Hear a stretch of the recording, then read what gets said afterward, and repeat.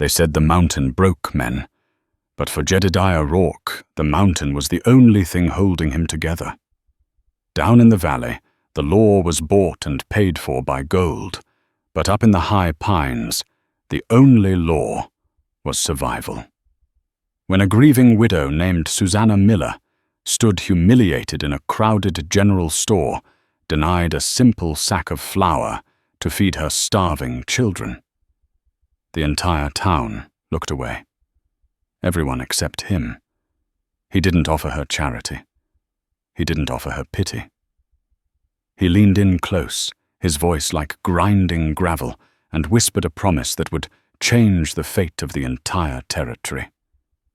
"Ride with me. I'll fill your table tonight." But neither of them knew that this simple act of kindness would trigger a war that would paint the snow red. This is the story of the mountain man and the widow. The bell above the door of Clay's General Mercantile jangled a cheerful sound that stood in stark contrast to the suffocating heat of a July afternoon in Oak Haven, Wyoming. The year was 1874, and the dust from the street seemed to coat the back of Susanna Miller's throat like powdered glass. She gripped her reticule with white-knuckled fingers, counting the coins by touch for the 100th time. $3.40. It was all that was left of Thomas's burial money. It had to be enough.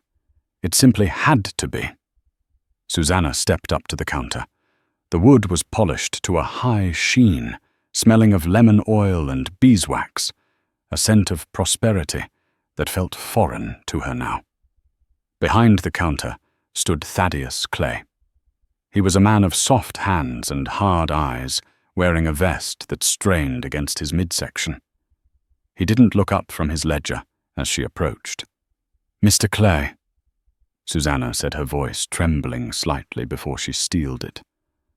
"I've come for the flour, and a tin of lard, if you please." Clay finished writing a figure in his book, blotted the ink slowly, and then finally raised his eyes. He looked at her, not as a neighbor, but as a bad investment. "Mrs. Miller, I assume you have the settle-up for the previous month's tab." Susanna swallowed hard. The store went quiet. Two women looking at bolts of calico near the window stopped talking. Old Man Abernathy, chewing tobacco near the potbelly stove, paused mid-chew. "I have cash for today's purchase," Susanna said, placing the coins on the counter. "The rest, the harvest is coming, Thaddeus. Thomas put the seed in before he passed. You know the corn is tall. I'll pay you then." Clay sighed a theatrical, pitying sound that made Susanna's cheeks burn. He used one finger to slide the coins back toward her. "Your husband died owing me $42, Susanna. And since his passing, you've added another 7 to that ledger." Clay leaned forward, his voice dropping through not enough to prevent the eavesdroppers from hearing. "I am a businessman, not a charity ward. The bank is already eyeing your deed. Why should I give you goods that will end up in the bellies of children who will likely be evicted by winter anyway?" "Because they are hungry," Susanna hissed, the desperation finally cracking her composure. "My boy Jack hasn't had bread in 3 days. We are eating boiled greens. Please, just the flour." "No," Clay said flatly.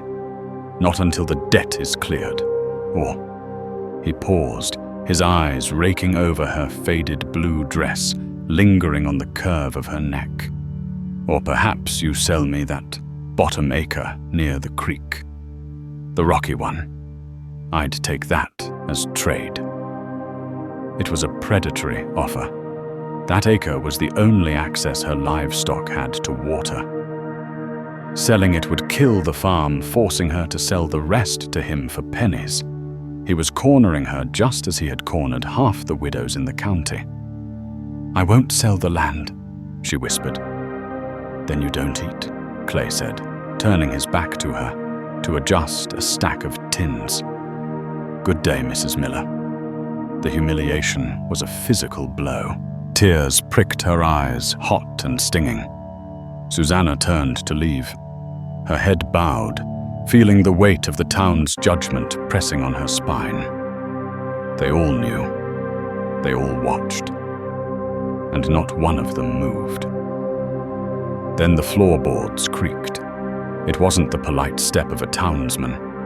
It was a heavy, deliberate thud of boots that had walked miles of granite and mud. The air in the store shifted the scent of lemon oil, suddenly overpowered by the smell of pine resin, wood smoke, and cured leather. A shadow fell over Susanna. She looked up. Towering over her was a man the town whispered about, but rarely spoke to. Jedediah Rourke. They called him the Bear of the Black Woods. He was huge, his shoulders spanning the width of the aisle. His beard was a thicket of dark brown streaked with premature grey, and his eyes were the colour of flint, hard, sharp, and unreadable. He wore a coat made of elk hide, and a heavy bowie knife hung at his hip. He wasn't looking at Susanna.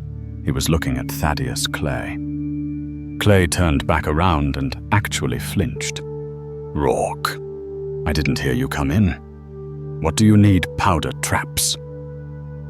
Jedediah didn't answer. He reached past Susanna, his arm like a tree limb, and placed a single, heavy gold nugget on the counter. It hit the wood with a dull, heavy thud that echoed in the silence. It was raw, unrefined, and worth more than the entire inventory of the store. "Flour," Jedediah grunted. "And the lard, and a side of bacon, and a bag of sugar candies for the boy." Clay's eyes bulged. He reached for the gold, his greed instantaneous. "Of course, Mr. Rourke. Immediately. I can—" "Not for me," Jedediah said. His voice was a low rumble, like thunder rolling in a canyon. He turned his head slowly, looking down at Susanna. Up close, he was terrifying. He had a scar running through his left eyebrow, and he smelled of the deep, wild places of the world. But when his eyes met hers, the hardness seemed to fracture just for a second. He leaned down. The entire store held its breath. "Ride with me," he whispered, low enough that only she could hear, intimate and commanding. "I'll fill your table tonight." Susanna froze. To go with a man like this, unmarried, unchaperoned, was social suicide. It was madness. He was a savage, living on the fringe of civilization. But then she thought of Jack's hollow eyes. She thought of the empty pantry. She looked at Thaddeus Clay, clutching the counter like a miser, and then at the massive, scarred hand Jedediah held out toward her. It wasn't a hand of charity. It was a hand of strength. Susanna Miller, the respectable widow of Oakhaven, made her choice. She didn't look at the storekeeper. She didn't look at the gossiping women. She placed her small, calloused hand into the mountain man's giant palm. "Lead the way, Mr. Rourke," she said softly. The ride out of town was a gauntlet of stairs.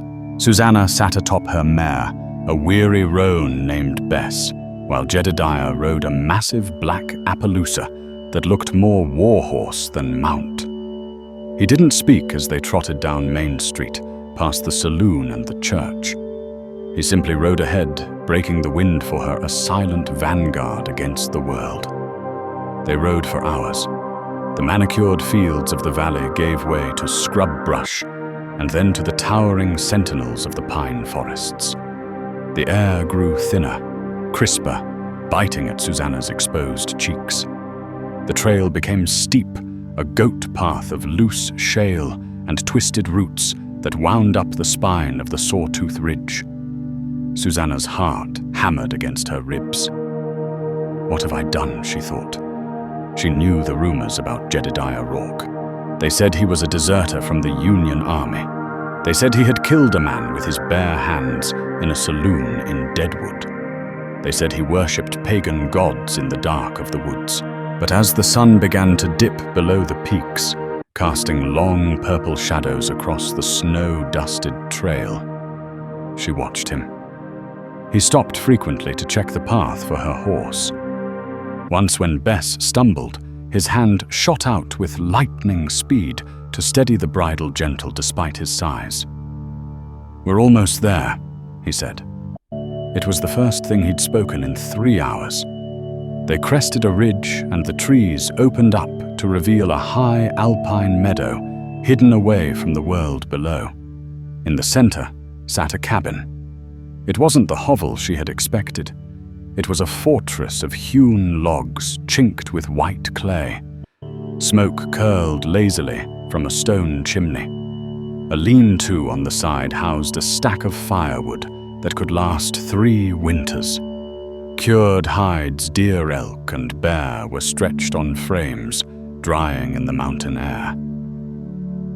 "Get down," Jedediah said, dismounting. He walked over to her horse and held his hands up. Susanna slid down her legs, trembling from the ride. He caught her by the waist, effortlessly lowering her to the ground. For a moment she was pressed against the rough elk hide of his coat.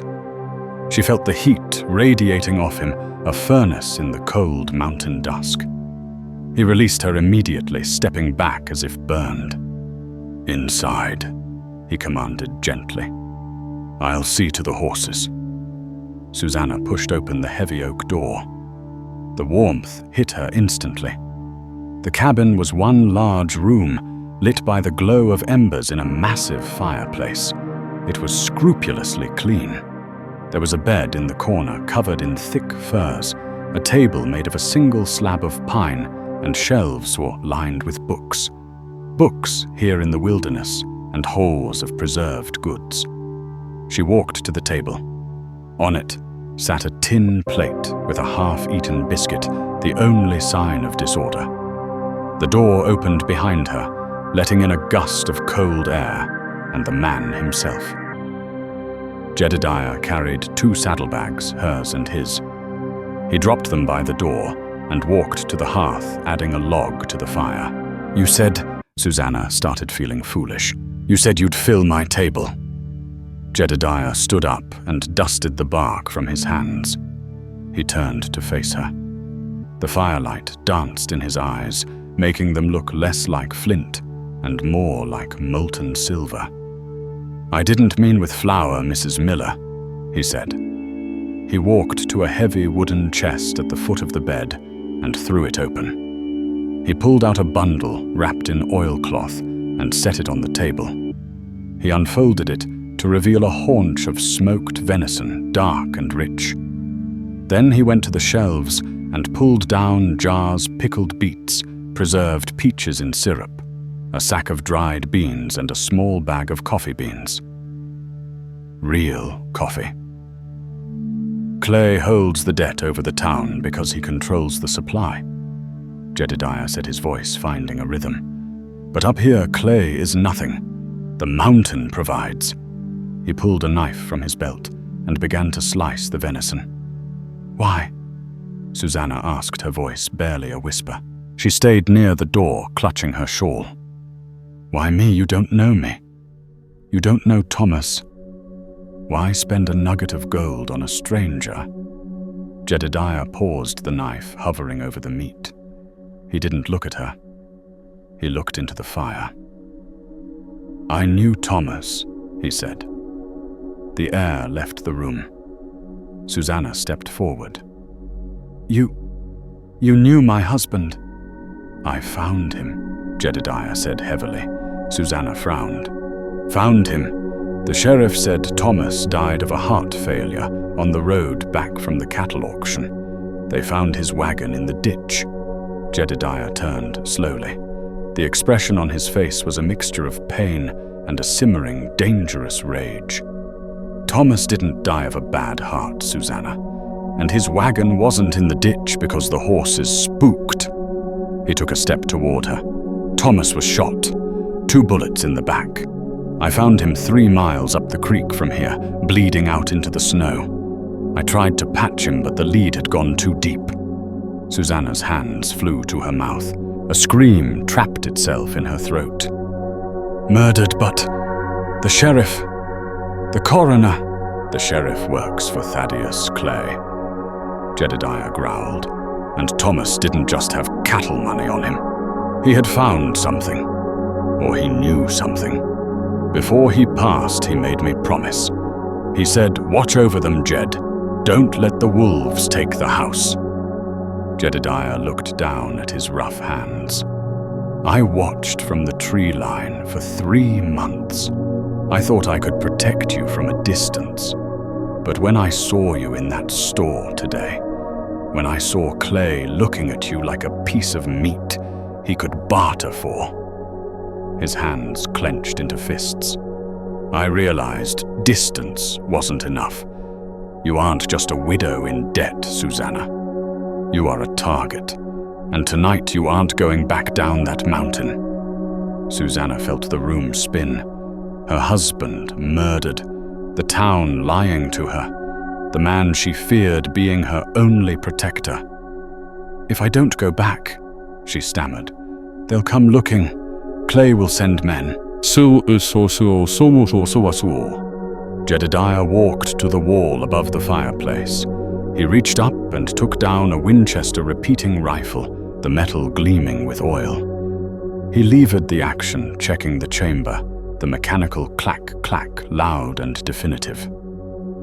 "Let them come," Jedediah said, his eyes cold as the winter wind. "I've been waiting for a reason to come down off this mountain. If Clay wants a war, I'll give him one." He looked at her, his face softening just a fraction. "Sit. Eat. You're safe here, Susanna. The only thing getting through that door tonight is the wind, and even that has to ask my permission." The cabin was silent, save for the crackle of pine logs in the hearth and the distant mournful howl of a wolf somewhere on the ridge. Susanna sat at the heavy table, a tin cup of steaming coffee warming her hands, though the chill in her bones had nothing to do with the temperature. "Dead," she whispered the word, tasting like ash. Thomas was murdered. Jedediah stood by the window, peering out through a crack in the shutters. He hadn't sat down since they arrived. He was a creature of perpetual vigilance, his muscles coiled like a mountain cat waiting to spring. He turned back to her, the firelight casting long, dancing shadows across his scarred face. He was a good man, Susanna, but he was a trusting one, Jedediah said softly. He thought the law in Oakhaven meant something. He didn't understand that to men like Thaddeus Clay, the law is just another tool to be bought like a hammer or a plow. Susanna looked up, her eyes red-rimmed but dry. Shock was giving way to a cold, hard anger. "You said he found something. What could Thomas possibly have found that was worth killing a father of 2 for?" Jedediah walked over to the wooden chest at the foot of his bed. He knelt the heavy elk-hide coat, shifting with a rustle of leather, and rummaged through the contents. He pulled out a worn, leather-bound book, a surveyor's journal, and a folded piece of parchment. He placed them on the table in front of her. "Thomas wasn't just checking cattle that day," Jedediah explained, pulling up a stool opposite her. "The proximity of him was overwhelming. He smelled of wood smoke and rain, a scent that was grounded and safe. He'd been hired by the county to check the old boundary markers after the flood last spring washed out the creek bed. He found this tucked inside a hollow marker post near the canyon pass." Susanna opened the parchment. It was a map, but not one she recognized. It showed Oakhaven, but drawn with strange, straight red lines cutting through the valley. The lines went right through the center of town, through the churchyard, and directly through the Miller farm. "What is this?" she asked. "It's a rail survey." Jedediah said, his voice low and grave. The Union Pacific. They aren't going south through Cheyenne, like the papers say. They're cutting a spur line right through Oakhaven to reach the coal deposits in the northern basin. Susanna frowned, trying to make sense of the lines. If the railroad comes, the land value skyrockets, Jedediah finished for her. Land that is worth $10 an acre today will be worth $1,000 tomorrow, but only if you own it before the announcement is made public. The realization hit Susanna like a physical blow. Clay, she breathed. Clay knows. Jedediah nodded. He's been foreclosing on widows, squeezing farmers on their debts, and buying up property for pennies. He's building an empire on the backs of his neighbors. But Thomas found the map. He had proof that Clay was falsifying debt records to force sales before the railroad news broke. Thomas was going to ride to the marshal in Laramie. And Clay stopped him, Susanna said, her voice trembling with rage. Clay sent a man named Boone to stop him, Jedediah corrected. I saw the tracks. I know the shoe of Boone's horse. He rides a mare with a split hoof on the rear left. I tracked them to the spot where Thomas fell. But by the time I got there, Boone was gone, and Thomas was... He trailed off, unable to finish the sentence in front of the grieving widow. Susanna reached out and touched the map, her fingers tracing the red line that bisected her home. My children, she gasped suddenly, surging to her feet. The chair scraped loudly against the wood floor. Jack and Alice, I left them with Mrs. Higgins. I told her I'd be back by sundown. If Clay knows I'm with you, if he knows I know, he'll use them, Jedediah said flatly. I have to go back, Susanna cried, grabbing her shawl. I have to get them. Not tonight, Jedediah said, moving faster than a man of his size should be able to. He blocked the door, his presence a solid wall. Look outside, Susanna. She looked. Snow had begun to fall, thick, heavy flakes that swirled in the darkness. The wind was howling now, a banshee scream that rattled the thick timbers of the cabin. The pass is treacherous in daylight, Jedediah said, his voice gentle but firm. In a storm at night, we'd both be dead before we hit the timberline. And dead parents can't save children. I can't just leave them, Susanna screamed, beating her small fists against his chest. He'll hurt them. Jedediah didn't flinch. He let her strike him, absorbing her fear and her fury. When her blows slowed, turning into racking sobs, he reached out and took her wrists, holding them securely. Mrs. Higgins is a tough old bird, he said, looking deep into her eyes. She lives on the south ridge away from town. Clay won't make a move until morning. He needs to figure out where we went. He's a coward, Susanna. He won't act until he has us the advantage. He released her wrists and placed a heavy hand on her shoulder. We ride at first light. I swear to you on my name and my blood, I will get Jack and Alice. I will bring them here. But tonight, you need to rest. You need strength for what's coming. Susanna looked at him, searching for any sign of doubt. She found none. In Jedediah Rourke's eyes, she saw only the terrifying certainty of a man who had already accepted that violence was necessary. Why? She asked again, her voice a broken whisper. Thomas was your friend, yes? But this is war. You could have just stayed on your mountain. Jedediah turned away, walking back to the fire. He poked at the logs, sending a shower of orange sparks up the chimney. A man can only live with ghosts for so long, Susanna, he murmured. I came up here to forget the war, to forget the blood I spilled for the Union. But when I saw you today, standing there with your dignity intact while that vulture picked at your bones," he turned back to her, "I remembered that some things are worth fighting for. Now sleep. You take the bed. I'll take the floor by the door." Susanna lay down on the furs, fully clothed, clutching the map to her chest. She watched Jedediah roll out a blanket across the threshold, his Winchester rifle cradled in his arms like a child. He blew out the lantern, plunging the room into a darkness broken only by the dying fire. Outside, the wind screamed. Inside, the silence was heavy with the promise of violence.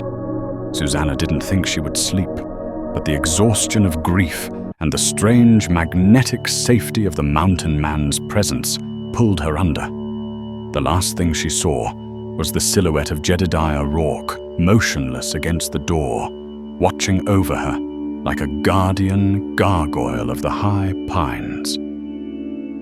The dawn broke not with sunlight, but with a grey, bruised skull.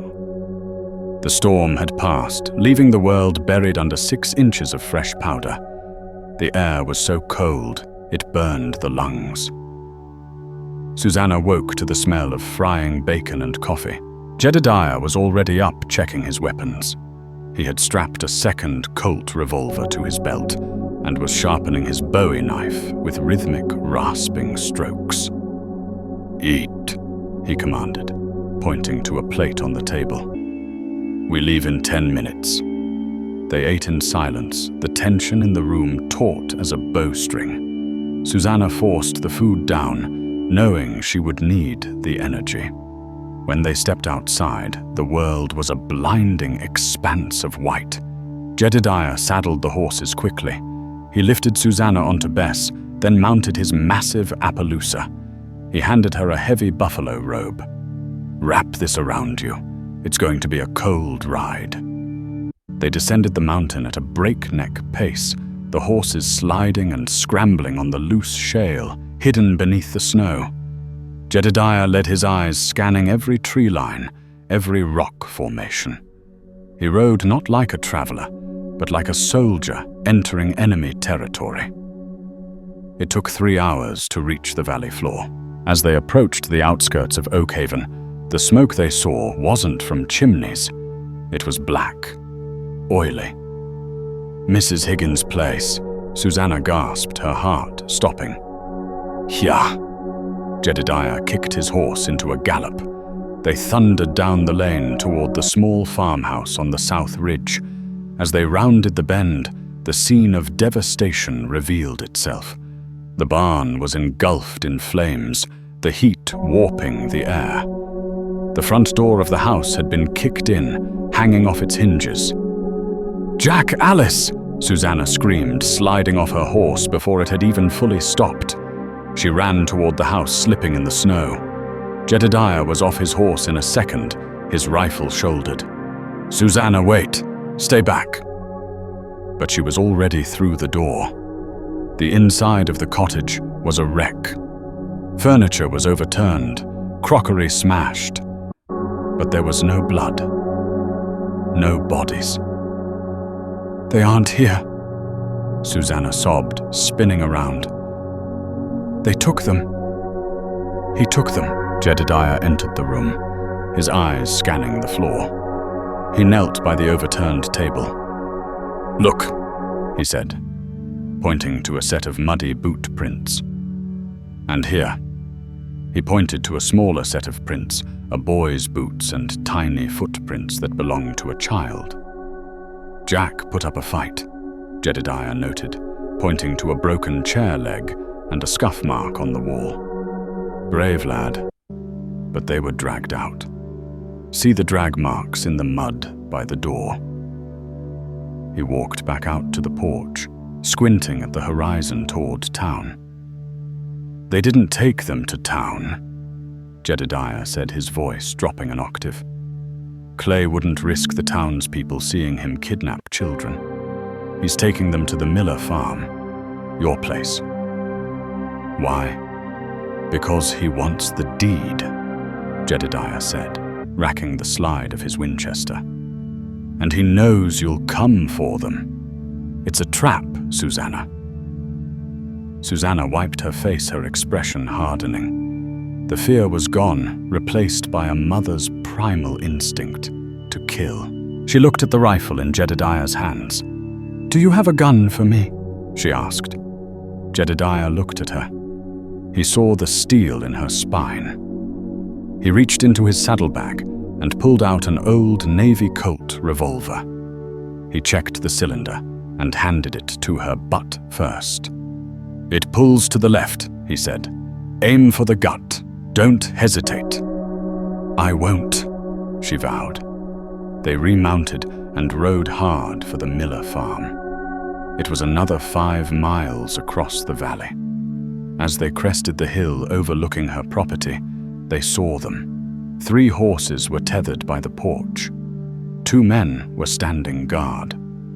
One was Thaddeus Clay himself, pacing nervously in his fine coat. The other was a man Susanna didn't know. A scarecrow of a man with a long duster and a black hat pulled low. "Boone," Jedediah growled. On the porch tied to the railing were Jack and Alice.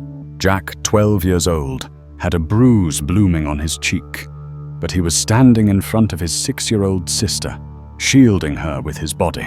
"Stay here," Jedediah ordered Susanna. "Get in the trees. Cover me." "No," Susanna said. "I'm going down there." "Susanna." "They are my children, Jedediah. If I stay here, Clay will just use them as shields. I have to draw his attention." Jedediah gritted his teeth, the muscles in his jaw bunching. He knew she was right, but every instinct in him screamed to lock her away in a tower. "Fine, but you stay on the horse. If the shooting starts, you drop to the far side and ride like hell." They rode down the hill openly, side by side. Clay saw them coming. He shouted something to Boone, who unholstered a long-barreled pistol and stepped off the porch. "Mrs. Miller," Clay shouted, his voice cracking slightly as they pulled up 20 yards away. "I'm glad you decided to join us, and you brought company."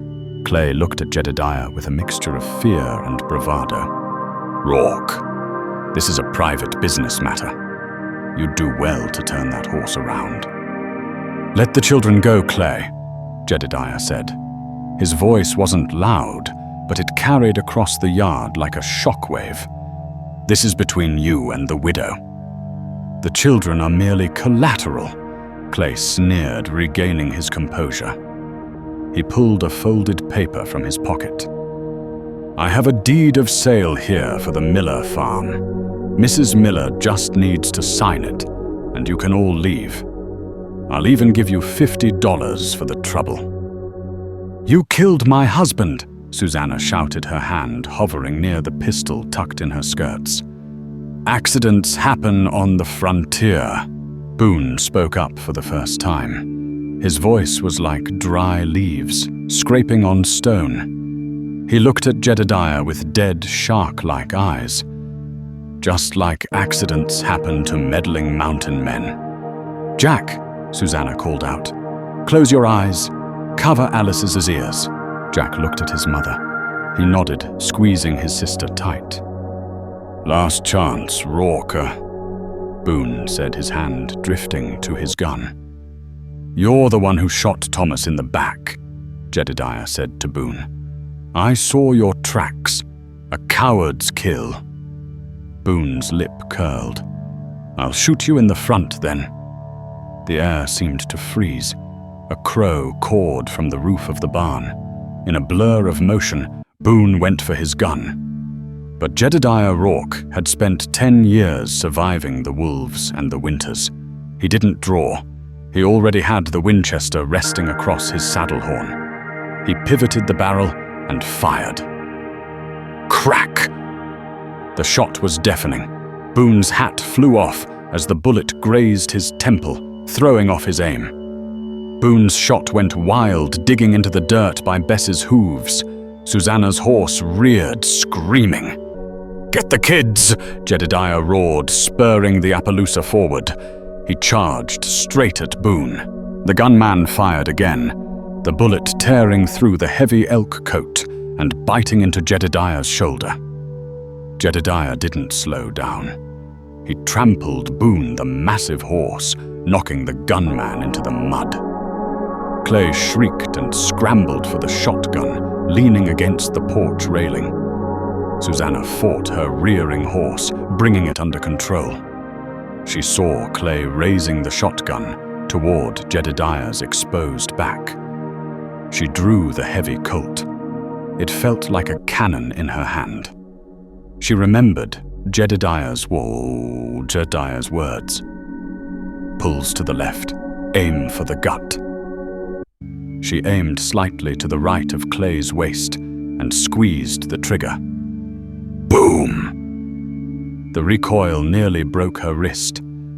The wood of the porch railing exploded in splinters right next to Clay's hand. He yelped, dropping the shotgun and scrambling backward, tripping over his own feet and falling off the porch into the snow. Jedediah leaped from his horse, landing on the porch. He slashed the ropes, binding Jack and Alice with his knife. "Run!" he bellowed. "To your mother!" Jack grabbed Alice's hand, and they sprinted through the snow toward Susanna. She reached down, hauling Alice up in front of her, while Jack scrambled up behind. "Go!" Jedediah yelled, turning back to the yard. Boone was getting up, blood streaming from his head, raising his pistol again. Clay was crawling toward his horse. Jedediah levered his rifle. He shot the ground in front of Clay, sending up a spray of frozen mud. "Run, Clay, or the next one is between your eyes." Clay didn't hesitate. He scrambled onto his horse and galloped away, leaving his hired gun behind. Boone, dazed and battered, looked at the giant man standing on the porch, then at the rifle pointed at his chest. He spat blood into the snow. "This isn't over, Rourke.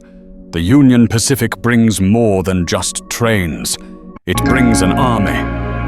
Tell them to bring coffins," Jedediah growled. Boone holstered his gun, limped to his horse and mounted. He cast one last hateful look at Susanna and the children, then turned and rode after Clay. Silence returned to the farm. Susanna slid off the horse, her legs giving way. She hugged Jack and Alice so hard she thought she might crush them. They were crying, shivering from the cold and the terror. Jedediah stepped off the porch. He was clutching his left shoulder. Blood was seeping through the thick fur of his coat, staining it dark crimson. "Jedediah!" Susanna cried, pulling away from the children. "You're hit." "Just a scratch." He lied, his face pale beneath the beard. He swayed slightly. "We can't stay here. Clay will go to the sheriff. He'll deputize a posse. We need to get back to the mountain." "You can't ride like that," Susanna said, rushing to his side to support him. "I have to," Jedediah gritted out. "Help me up." With a grunt of agony that he tried to suppress, Jedediah mounted the Appaloosa. He looked down at the little family, the widow, the boy, and the girl. They looked at him not with fear, but with something else. Hope. "Ride with me," he whispered again, echoing the promise he made in the store. This time, Susanna didn't hesitate. She mounted up, pulled her children close, and followed the mountain man back toward the tree line, leaving her old life in the valley behind. The war had begun, and the first battle was theirs. But winter was long, and Thaddeus Clay was not a man to lose gracefully. The climb back to the cabin was a blur of white agony. By the time the horses stumbled into the clearing, steam rising from their flanks in the frigid air, Jedediah was barely conscious. The adrenaline that had sustained him during the shootout at the farm had drained away, leaving only the searing heat of the bullet wound and the biting cold of the mountain. Susanna took charge. The shy widow who had trembled in the general store was gone, forged into something harder by the fires of the last 24 hours. She ordered Jack to stable the horses and rub them down. She carried a sleeping Alice to the bed. Then she turned her attention to the mountain man who had slumped against the doorframe. "Inside," she said, her voice shaking only slightly. "We need to get that coat off." Jedediah grunted, stumbling to the furs near the fire. He collapsed more than sat. When Susanna peeled back the heavy elk hide, the shirt beneath was sodden with blood. The bullet from Boone's pistol had dug a furrow through the muscle of his shoulder. It hadn't hit bone, but it was deep, and it was ugly. "I need whiskey," Jedediah rasped, his eyes squeezed shut. "Top shelf, and fire the knife." Susanna found the jug and the Bowie knife. She poured a generous amount of the amber liquid over the wound. Jedediah hissed, his back arching a guttural sound, tearing from his throat. "I have to sew it," she said, threading a bone needle she found in his kit. "Do it," he breathed. She worked by the light of the fire, her hands slick with his blood. Every time the needle pierced his skin, his muscles jumped under her fingers hard as iron. He didn't scream, though sweat beaded on his forehead, rolling into his beard. When she tied the final knot and bandaged him with strips of clean linen she'd found in the chest, he finally let out a long, shuddering breath and passed out. For 3 days, the fever held him. Susanna didn't sleep. She paced the small cabin, a rifle in one hand and a wet rag in the other. Outside, the blizzard returned with a vengeance, sealing them into a world of white. The snow piled up past the windows, turning the cabin into a buried bunker. They were safe from Clay for now. No horse could make the climb in this weather, but they were trapped with their own demons. Jack stepped up. The 12-year-old boy, stripped of his childhood in a single afternoon, took on the chores. He chopped wood in the lean-to, fed the horses, and kept the fire roaring. Alice, traumatized and silent, sat by Jedediah's side, changing the cool cloths on his forehead, whispering stories to the sleeping giant. On the 4th morning, the fever broke. Susanna was dozing in the chair, her head resting on the table, when she felt a rough hand touch her hair. She jerked awake, reaching for the pistol. "Easy," a gravelly voice whispered. Jedediah was awake. His eyes were clear, the glassy sheen of infection gone. He looked at her with an expression she couldn't quite place, a mixture of gratitude and profound sorrow. "You stayed," he said. "Where else would I go?" Susanna asked, straightening up and smoothing her apron. "You saved my children, Jedediah. I wasn't going to let you die on your own floor." He tried to sit up, wincing. "Clay, the snow has us boxed in," she replied, pouring him a cup of water. "Nobody is coming up that trail until the storm breaks. We have time." "Time," Jedediah scoffed weakly. "Time is the one thing we don't have.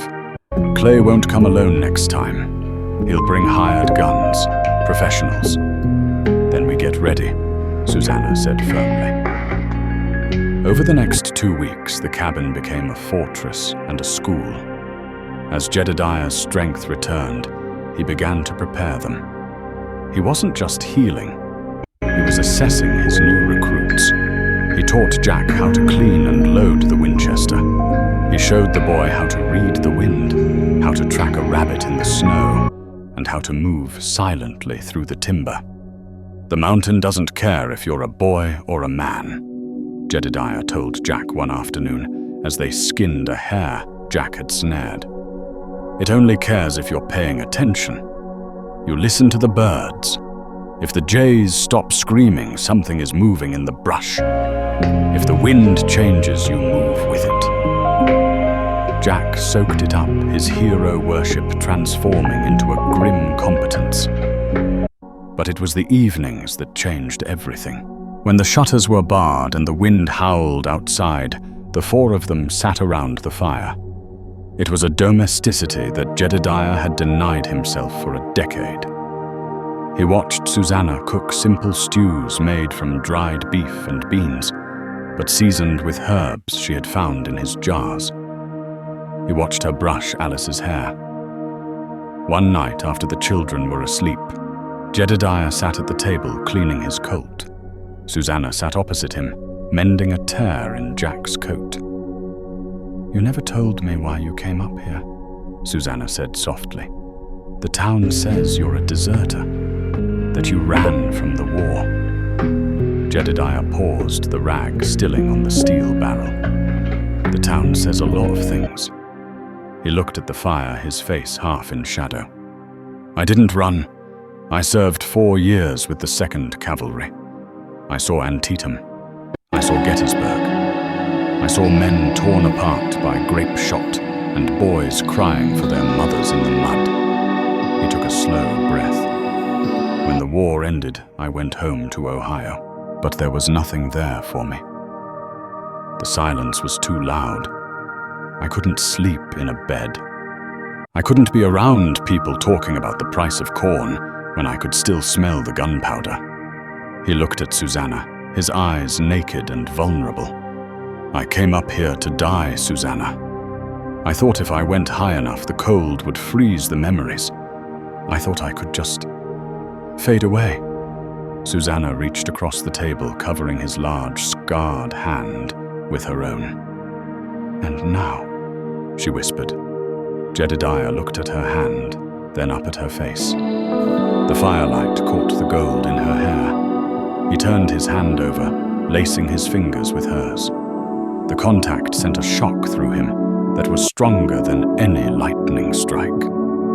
"Now," he murmured, his voice rough with emotion, "I realize I was just waiting for something worth living for." He stood up, pulling her gently to her feet. He didn't kiss her. He simply held her, wrapping his good arm around her waist, burying his face in the crook of her neck. Susanna held him back, feeling the solid, heavy beat of his heart against her chest. In the midst of the frozen wilderness, with death marching toward them from the valley, they found a fragile, burning peace. "I won't let them take this," Jedediah whispered into her hair. "I won't let them take you." "I know," Susanna said, and she did. She knew that this man would burn the world down before he let harm come to them again. But the snow was stopping. The wind was dying down, and far below in the valley of Oakhaven, the train had arrived. The thaw came in February. It was a false spring, a week of brilliant, blinding sunshine that melted the crust of the snow and turned the trails into treacherous slush. Jedediah stood on the ridge overlooking the pass, his spyglass pressed to his eye. He had been standing there for 3 hours, a statue carved from granite. "What do you see?" Jack asked. The boy was lying prone in the snow beside him, holding the shotgun. "Dust," Jedediah said, his jaw tightening. "Riders, a lot of them." He collapsed the spyglass and turned to the boy. "Go back to the cabin. Tell your mother to board the windows. Fill every bucket with water. Bring the horses inside the lean-to and block the entrance with the heavy logs. Go." Jack didn't argue. He turned and sprinted back through the trees. Jedediah stayed for a moment longer. Through the glass, he had seen the glint of sun on metal. Not just the dull iron of ranch rifles, but the polished brass of military carbines. Clay hadn't just hired drifters. He had brought in the railroad detectives, the Iron Bulls, men who broke strikes with axe handles and cleared indigenous villages with Gatling guns. There were 12 of them. Jedediah mounted the Appaloosa. and rode hard for the cabin. When he arrived, Susanna was already nailing the last thick plank over the window. She looked at him, her face pale but set. "How many?" she asked. 12, Jedediah said, dismounting, led by a man on a white horse. "Looks like an officer. Can we hold them off?" "From inside, no," Jedediah said, checking the loads in his revolvers. "They'll torch the cabin. If we stay in here, we burn. If we come out, they cut us down. So we run. No, we fight, but not on their terms." Jedediah walked to the center of the room. He looked at the cabin, his home, his sanctuary. He looked at the books, the furs, the life he had built. He knew what he had to do. "We're leaving the cabin," he announced. "We're going to the Devil's Throat." Susanna gasped. The Devil's Throat was a narrow slot canyon about a mile to the east. It was a geological scar, a dead end with sheer cliffs on 3 sides. "That's a box canyon, Jed. We'll be trapped." "That's exactly what I want them to think," Jedediah said with a grim smile. "Pack only what you can carry. Ammo, water, the medical kit. Leave the rest." They moved quickly. They led the horses out, loaded with supplies, and trekked through the slush toward the canyon. They left a trail a blind man could follow. It was bait. When they reached the Devil's Throat, the sun was beginning to dip, casting the canyon in deep blood-red shadow. The entrance was narrow, barely wide enough for 2 horses abreast, but it opened up into a rocky bowl filled with boulders and scrub brush. "Jack, take the horses to the back behind that rock fall," Jedediah ordered.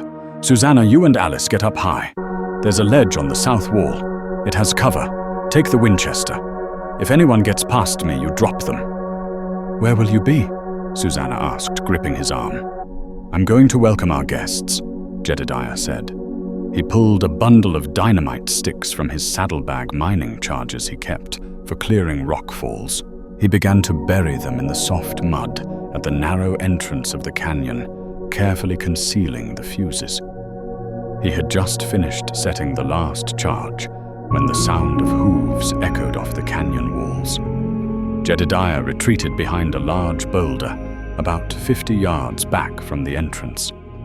He laid his heavy buffalo gun on the rock and waited. The riders appeared in silhouette. They were cautious, slowing down as they saw the fresh tracks leading into the trap.